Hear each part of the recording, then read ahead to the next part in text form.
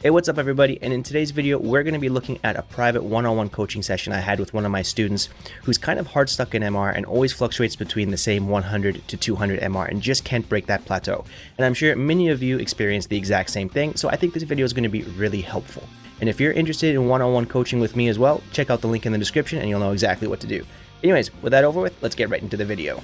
It's been a couple months now, so I would say probably like 3 months. 3 months, okay, it's like a whole phase pretty much. You've been stuck at like around 1400, 1500-ish MR. So I think for somebody who's bouncing around like 1300 to 1500 MR, usually I notice some of the same issues with all of your gameplay. Not you, just mean like anybody who's kind of struggling in that range. And usually I chalk it down to like not having a game plan, number one. Kind of always making stuff up on the fly. Number two is going to be having a poor autopilot. Like there's good autopilot and there's bad autopilot. Then it's also knockdown situations. I feel that most people who kind of fluctuate between 1300 to 1500 don't really know their set play too well, or if they do know set play, it's pretty one-dimensional, so looking at that. And then things like character matchup knowledge and just having a basic game plan against certain characters and what you should do and what you shouldn't do. We can talk theory all we want. That's not really going to help too much, I don't think. Let's take a look at a replay, just see how you play in general. And I want to see what your general strategy and what your general flow chart is. Let's see what you're doing. I feel like JP can fight DJ pretty well. It's not like super bad. Round start, what's DJ most likely to do? Lots of DJs like to do the jump, like the command jump, like the charge jump. Yeah. They'll do the knee, they'll drive rush, or they'll like walk back and do the OD fireball. Right, those are like the most common things we see from these characters. And what's he gonna do? Yeah, almost did this one, but it was basically jump forward. Okay, nice throw. Okay, now here's what we're gonna do. This is your first knockdown of the game. What I want you to start basing your game plan around is your first knockdown when you knock the opponent down, and then the first knockdown when the opponent knocks you down. Round one should be your data collection round. And you should be trying to get a feel for your opponent's neutral style and also their defensive habits as soon as possible. So you don't necessarily need to win round one. If you win round one, great, but you don't have to. The main goal here for round one is just to get as much information as your opponent. Try to download as much as you can. And how do we download them? We put them through a series of checks after we knock them down. So let's see what you go for, and let's just see what the opponent does here. Okay, so that's pretty YOLO from the DJ player. The fact that he woke up with OD fireball. So that tells you this guy doesn't really know the matchup that well, number one. And also number two, he likes to go for kind of crazy risk on wake up. So this is the kind of guy who's probably going to be doing wake up DP, probably like wake up back jump or something. And he's probably not going to be like a blocking kind of guy when you knock him down. Just my guess, just from that, because that was that was YOLO, wake up fireball. Okay, then he's whiffing buttons. You don't punish it. You whiffed yourself. You got that. Then you missed your combo. Nice anti-air. So then even here, take your opponent's neutral style. They come in, whiff a move. Okay, they knock you down. Now it's your knockdown. What's he do? He whiffs 2 buttons, and then he goes for a neutral jump. And you're holding backwards. So do you have a strategy on what you're going to do the first time you get knocked down in this game? Just block. Every time, just block. Just block? Okay, but here... I don't care if I get thrown. Okay. Here you're blocking, but what I want you to do, you can commit to a block, but don't turn your brain off and stop reacting to things, because you could have anti-aired this with crouching hard punch, right? It's okay to commit to an option, but don't like hard commit 5,000%, right? Still keep your eyes open and still watch the opponent. Like when you get knocked down, like if you're just committing to blocking, you don't really need to like look at your character, right? Because you're going to get up and you're going to block. You said you're not going to throw. So just watch the opponent and try to react to what they do. It's not as easy, like it's easier said than done, but just make sure you're watching your opponent. So just try to watch the opponent and just be a little bit more fluid and like reactive. Okay, good. You drop the combo, whatever. Okay, then here he goes for this. Then you push a button, then he pushes a button. So this is also telling me as soon as this guy blocks something, he's going to push a button. Okay, I'm not quite sure why you neutral jump there. You go for this. Nice. Okay, now let's zone. What do you go for? Okay, that was actually good counterplay. Okay, but now he's in burnout. What do you go for? Nice. That's smart. I like that. All right, so basically what you have to do here, like he's showing that he knows how to move around your basic spike game with his dash. So what you should do the second time you see this, usually people in like 1500, even 1600, they'll keep on doing the same thing over and over again until you show them you know how to stop it. And I mean, that's actually really smart because, like, I don't know, like, let's give a really easy example. Let's say someone throws you in the corner and they have a good throw loop, right? Why would they ever stop throwing if you never throw tech, right? Like, just keep on going for the right option. So for these kind of things, you have to show that you can do some counterplay against it. So if DJ's rushing at you after this, what could you have done instead? That wasn't counter hit, so you could have blocked that, number one. Number two, try to check them, or even try to walk forward. Take your space back. Sorry, I don't play JP, so I don't know the combos or nothing. Do something like that. So don't let them just like run right into you. You can beat them with things like that. So just something. So don't let your opponent just come in all the time. Okay, wait, we get hit. It goes for this. Then what'd you wake up with? Yeah, you did crouching leg punch. So you said you play Street Fighter V, right? I think this is a bad Street Fighter V habit. But in this game, really the only time a wake up 4-frame jab works is if your opponent screws up their meaty timing. I wouldn't default to crouching light punch all the time, especially in this situation, because like let's look at what's going on here. All right, here's something I really want you to think about. I want you to think about risk reward a little bit more. All right, so you get knocked down here, and you have just under 3 bar, which means if you drive rush, you put yourself into burnout. And you guys have about the same health and also about the same meter, but he's in burnout, you're not. If your jab, your wake up 4-frame jab connects, what reward do you get? You can get a little combo. He's still alive, but you can't kill unless you're willing to spend all your meter. I don't play JP, so I don't know if you can kill with a drive rush combo with this much health. But again, if that works, you win. But if it doesn't work, you could also die, right? Or get mixed into a mix. But here, for him to kill you, he has to throw you 2 times, maybe 3. So instead of letting yourself die with a wake up punch, just block. You took the damage from the combo, and then all he has to do is get 1 single touch on you with basically anything, and you lose. So try to think more about your risk reward on defense there. Here, I think you committed to the back walk as he was jumping, and you stopped watching your opponent. So again, just a general thing I'm noticing from you. Your opponents tend to whiff a lot of moves and you don't whiff punish them, or if you do, your whiff punish is really late and you don't get the whiff punish. So I have a feeling your eyes aren't here when you're playing. I think your eyes are somewhere like here or here. Am I right? Yeah, I've never thought about that before, but yeah, it is kind of like in the middle, if not gravitating towards like myself at the time. I can tell, because usually I feel like people who kind of struggle with like these kind of anti-airs, which is like, I mean, all you have to do is push a button, right? Crouching hard punch.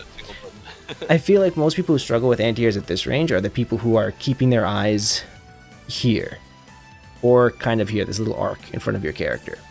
So what I want you to do, I want you to really work on keeping your eyes either right on your opponent, or at least like the space in front of them.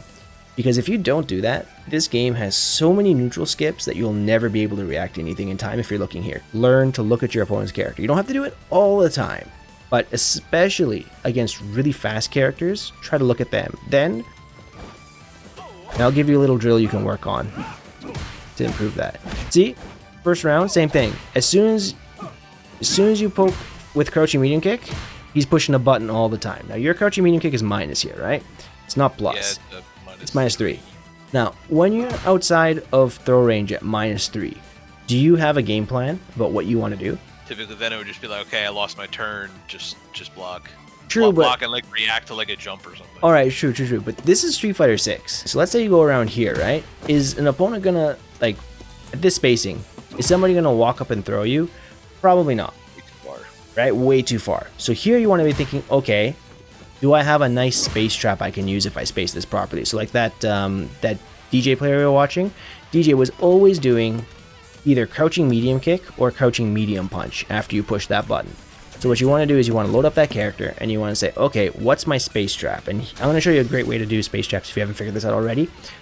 What the best part about space traps are space traps that actually don't connect with your opponent if they don't push anything on block, because it gives you a nice built-in option select. So let's say I go like this. Let's make a save state right here. Beauty. I spaced that properly. Oh, lucky. So you go like this, you're -3. This doesn't hit. So now what you can do is you can buffer in a drive rush and it'll only come out on hit, which is going to give you the most reward. Because if you get this on block, yeah, it's good. But I mean, you spent 3 bars to put your opponent in a potential mix-up. You don't really have anything guaranteed. right? And then going for this into jab, like it's pretty good, but I mean, you're only +2 and you don't really get like true strike throw shimmy because they can mash a throw and beat your back walk. This is really good because it guarantees a hit into drive rush. So what we're gonna do is gonna go block reversal, and we're gonna turn on first, let's do crouching medium punch, and let's see if I have to delay this. Nope, no delay. This is just immediate timing. This is just me mashing on buttons, and then I get this. Now, let's go crouching medium kick. Another button he's probably gonna push after this. Okay, now this hits you. This is in range. Now you're -3, so if he does crouching medium kick here, you're gonna get a counter hit. And you can't walk back out of this. So, what do you do here? Your option here is either just to block, or to try to perfect parry. Now, if you block this, DJ's -6, which means you're back into your nice neutral spacing. So it also depends how far you are. If you get this right from the tip, you can probably make this whiff. Yeah, right from the tip, you can make it whiff. And then you can punish with standing medium kick. All right, so now we learned something. We learned that if you space this super, super well, let's go around here. What was it? This can whiff. His other really good button. Okay, what about crouching medium punch? Let's check this out. Sorry. All right, so medium kick beats both the medium punch and the medium kick. So as long as you're spacing it well, you wouldn't want to push crouching medium punch because crouching medium punch might lose to something else. Let's see. Loses a sweep. So if you do crouching medium kick spaced and you do standing medium kick, you're going to beat both his crouching medium kick and his crouching medium punch. So now you know what button you want to push at mid-range after a spaced crouching medium kick against this character. Now, against a different character, maybe you would want to go for crouching medium punch, but against this guy, you can cover both of his most common options with one button, and it's standing medium kick. And you can also buffer this into drive rush too. So you just go here, practice your combo. And that should hopefully dissuade your opponent from mashing buttons all the time. And then once you dissuade them from mashing buttons, you can do this and like sneak in a nice happy drive rush right in their face. Because now you've taught them not to push buttons anymore because they're scared of getting counter hit. And that opens up you to do kind of fake pressure because you've scared them. Right, yeah. So that's kind of how I want to see you play a bit more. And I don't really feel like you have that down with your character right now. I haven't seen those kind of things from you. And I have a feeling maybe you haven't spent too much time in training mode figuring these things out yet. So here's something I want you to take a look at. I'm going to show you a really, really easy example, and it's like a really good idea of what happens in Street Fighter 6. Alright, just to make sure I'm right, I'm not saying anything dumb, let's go like this, let's turn on the frame meter. I'm +3, he's -3, but we're both outside of throw range. E-Honda can't throw you here, I can't throw him here. This is pretty much the same situation for you as JP, as long as you don't do crouching medium kick like point blank and you space it just a little bit. Same basic idea. You're going to be here, more or less. The spacing might change a little bit depending on where you hit him, but generally you're going to be around here after this. So what can you, so let's say you were the E-Honda player. What do you think your options are here in terms of defensive choices? Perfect parry, try and steal the turn back. You could do EX headbutt. Okay, cool. There's also jab. You're close. There's also jab. So here's the basic idea. Let's say you're the Honda player, or same thing as JP, and you commit to block. What can I do to beat block? I can walk up and throw, right? But the key is I have to walk up and throw. I can't just throw. Let's go this way. So I have to walk up and throw. So what's the weakness of walking up and throw? Well, I have to walk forward, which means I'm not blocking. So if you think I'm going to walk up and throw, what you can do instead is just mash a jab after that. Like do jab, jab, and then convert into a combo. Then, if I think Honda's going to do jab, jab after this, I would do like a frame trap to beat the Honda player doing jab, jab. Right? Because you think I'm going to walk forward for a throw. If the Honda player thinks I'm going to push a button, Honda can try to steal his turn back with a perfect parry, and this is easy to show. And then you can steal your turn back. Then if I think you're going to parry to steal my turn back, I walk up for the throw. And now we got a nice little triangle going on here. Like a whole RPS triangle. So I want you to use that same idea, and I want you to do that with your JP. And what you can do in training mode, so you're going to go around here. There you go, -3 outside of throw range. Great, let's load up the save state. This is a good spacing. And what you're going to do is you're going to go here, record. And you're going to say recording trigger on input. And you go like this. Okay, you're gonna record that. Then you're gonna load this back up. Then you're gonna go block reversal. You're gonna go like slot 10, doesn't really matter what slot. And you're gonna set that recording option. So you're gonna go like this. Oh, I didn't even think you do that. Yep. So like this. That's not the combo, but you get the idea. Practice your combo. And then just a drill you can just do for, you know, until you feel comfortable doing it. Exactly.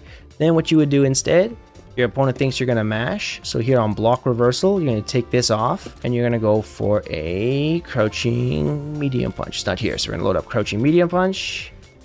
Turn that on. We're going like this. And you're going to try to perfect parry it. You're going to work on this timing. That's what you want to practice. This way, if you're going for the perfect parry, you don't want to go for like this kind of a thing where it's like you get the regular parry. I mean, it's okay, but you can train this. So what you would do is you would go into your replay and you would do replay takeover and you would try to adjust your spacing so that it hits. All right, then also let's test this concept out.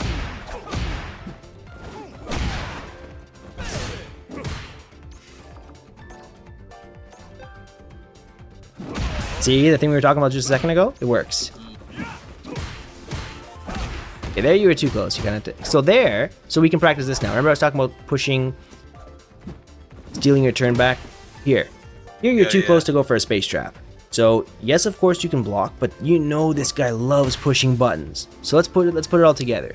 Let's take your medium kick here, frame 1. Hopefully I can get the timing on this. No. Try it again. There we go. So you're gonna go into training mode here. And you try to get this like at least 10 times in a row. The other thing I'm gonna say, I'll leave you with this one because we're pretty much out of time, but this is the last thing I'll leave you with. There was a little discussion, not a little discussion, but there was like a little thing going on Twitter or X, whatever.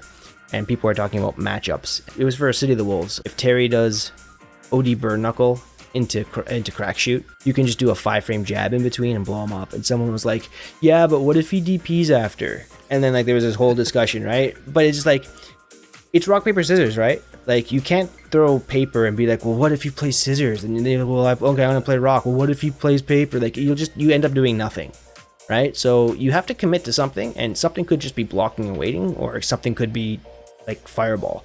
But just don't be afraid of possible options because your opponent might not even be able to do the things you're worried about. So if you have lots of health, go for it, see what they do, figure out if they know the matchup. If they don't, just keep running your shit. And then if they know it, adapt, pretty much. So that's it for the coaching session. I hope you guys found it useful. And if you did, let me know in the comment section below. And as always, thank you all so very much for watching, and I'll see you in the next video. Take care.